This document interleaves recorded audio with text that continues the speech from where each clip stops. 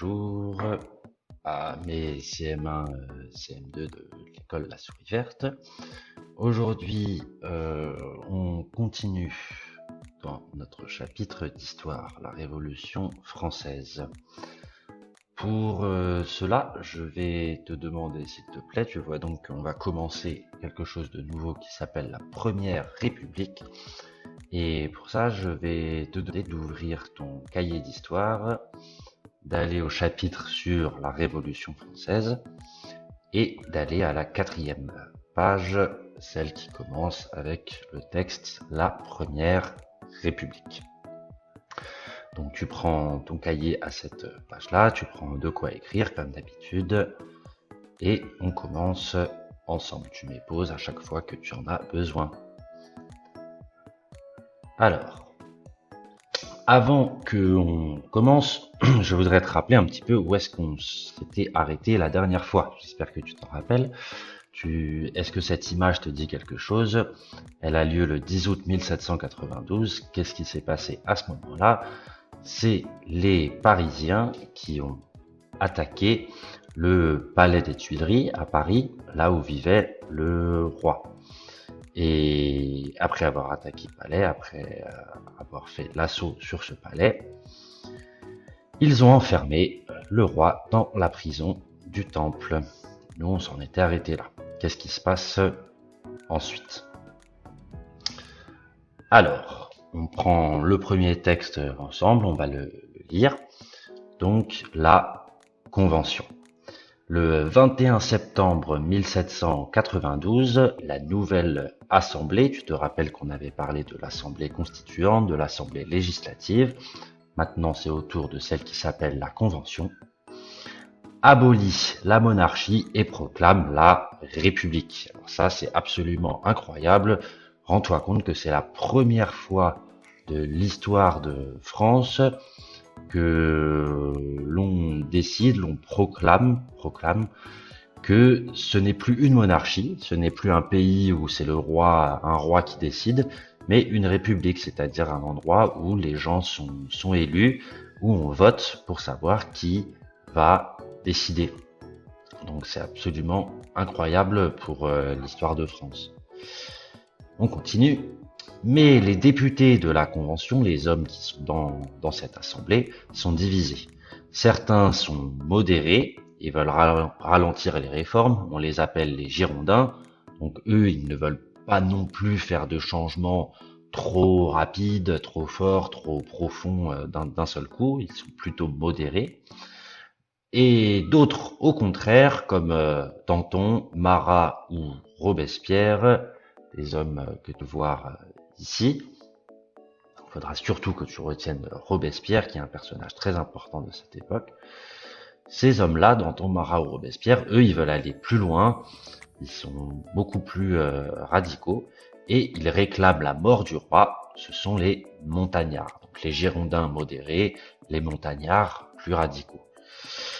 Et que se passe-t-il? Alors, encore un événement extrêmement important dans l'histoire de France. Le 21 janvier 1793, Louis XVI est guillotiné. Est-ce que tu te rends compte que on a donc guillotiné, on a coupé la tête du roi. Tu le vois ici sur la place de la Concorde à Paris. Suite à cela, des révoltes éclatent dans plusieurs régions, surtout en Vendée. C'est une région de France. Après de terribles combats et une répression sévère, la situation est rétablie. Là, on va continuer avec quelque chose qui n'est pas sur ta feuille. On va aller un peu rapidement pour ça. La Convention a créé un groupe qui s'appelle le Comité de salut public. Il a été créé en avril 1793 par la Convention pour réorganiser et défendre le pays, aussi bien de l'intérieur que de l'extérieur. Il sera dissous en octobre 1795. Robespierre, tu te rappelles, donc le chef des montagnards, des radicaux, en sera à la tête de septembre 1793 jusqu'à juillet 1794. 14. Ce comité de salut public, c'est lui qui va faire la guerre et la chasse aux gens qui seraient contre la Révolution, contre la République. Des fois, justement, même de façon beaucoup trop prononcée. Je veux qu'on regarde aussi, et ça tu l'as par contre sur ta feuille, regarde en haut à droite, tu as cette image de ce qu'on appelle un sans-culotte. Alors qu'est-ce que c'est qu'un sans-culotte? C'est justement un révolutionnaire de l'époque, ça veut dire quelqu'un qui fait partie du peuple et qui est pour la Révolution, pour la République. Pourquoi on l'appelle un sans-culotte? Ça va te faire toi un petit peu bizarre. À l'époque, ça ne voulait pas dire la même chose, parce que à l'époque, c'était en fait les nobles, les aristocrates que tu peux voir ici, qui se moquaient justement du peuple en les appelant les sans-culottes, parce que eux, les nobles, portaient ça, ce que tu vois ici, qu'on appelait justement des culottes. Alors que c'est pour ça qu'ils se moquaient des plus pauvres en disant sans culotte, parce que tu vois bien que eux, ils n'ont qu'un pantalon, et à l'époque, n'avoir qu'un pantalon et pas ce qu'on appelait donc cette culotte était signe de pauvreté. Dans les autres choses très importantes sur ce sans-culotte, je veux que tu regardes le bonnet qu'il a sur la tête, qui s'appelle le bonnet phrygien, c'est écrit en haut, bonnet phrygien. Donc ce bonnet rouge qui était vraiment un symbole de la liberté. Et tous les sans-culottes de cette époque, ceux qui ont fait la Révolution, portaient ça. Et sur le bonnet, ils avaient, regarde ça, qu'on appelle la cocarde tricolore, donc qui était ce petit cercle de tissu de 3 couleurs, qui était un symbole de la Révolution aussi. On va continuer avec ton deuxième texte sur ta feuille, avec la terreur. Qu'est-ce que c'est que ça? En 1793, les montagnards, je te rappelle, toujours ceux qui veulent aller plus loin dans les changements, prennent le pouvoir. Sous la conduite de Robespierre, ils mirent fin aux insurrections, supprimèrent des libertés et firent exécuter des milliers de personnes. Ils ont fait guillotiner beaucoup de gens en proclamant que ces gens-là étaient contre la Révolution, contre la République. Ça leur a en fait surtout servi à pouvoir éliminer leurs ennemis politiques ou pas, en les faisant passer pour des contre-révolutionnaires. Cette période sanglante, marquée par d'extrêmes violences, est appelée la Terreur. Donc la Terreur, c'est cette période historique qui est juste après la Révolution française, où beaucoup de gens sont assassinés.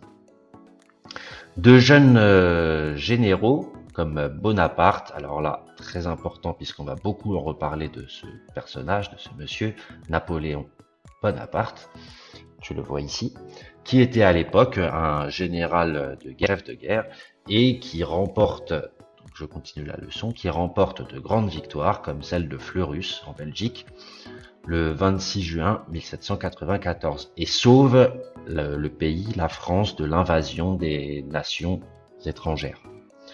La terreur s'achève le 28 juillet 1793, donc tu vois que cette période historique a bien duré de 1793 jusqu'au 28 juillet 1794. Elle s'achève lorsque Robespierre et ses amis sont jugés et guillotinés. Donc même lui Robespierre qui était celui qui avait fait en sorte que la terreur se mette en place, il sera finalement lui aussi guillotiné. Certains pays menacent la France. Là, ça va être à toi de jouer maintenant. Regarde ton premier exercice. Écris le nom qui convient après chaque phrase. De qui est-ce qu'on parle à chaque fois? Vas-y, je te laisse le faire. Tu mets pause comme d'habitude. Tu le fais et on regarde ensemble après. Alors, c'est bon pour toi? Donc, le 1, il est guillotiné le 21 janvier 1793. De qui est-ce qu'on parlait ici? Eh bien, de Louis XVI, le dernier roi de France avant la Révolution.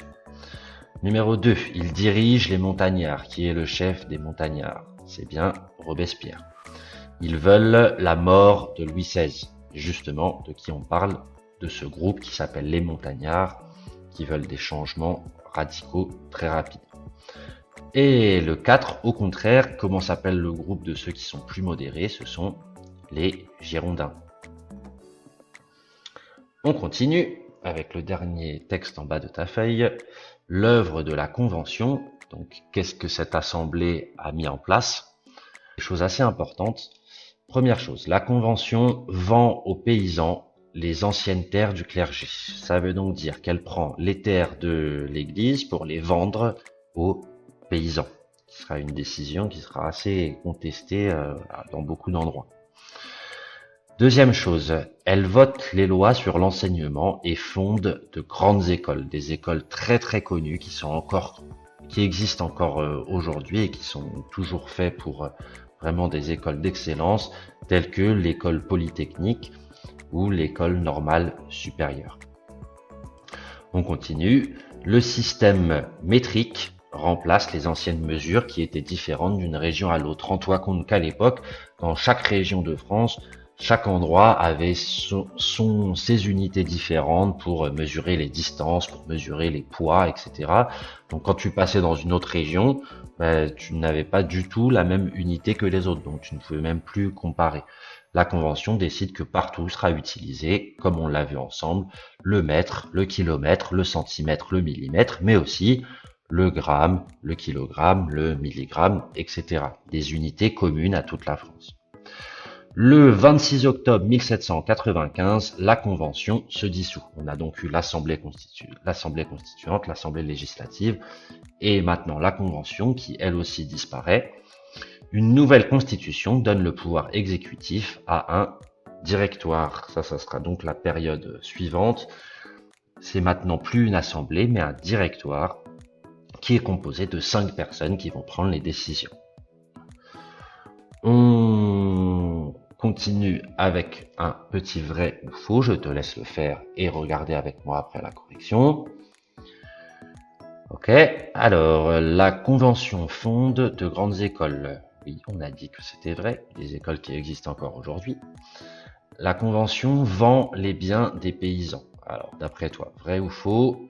Et non, c'est faux, attention, on n'a pas dit qu'elle prenait les biens des paysans pour les vendre à l'église, au clergé, mais bien l'inverse. Donc elle vend des biens aux paysans. La Convention met en place le système métrique. Oui, elle dit que tout le monde doit avoir les mêmes unités de mesure. Elle possède le pouvoir exécutif à ce moment-là, oui. Et elle découpe la France en départements. Alors qu'est-ce que tu me dis à ça?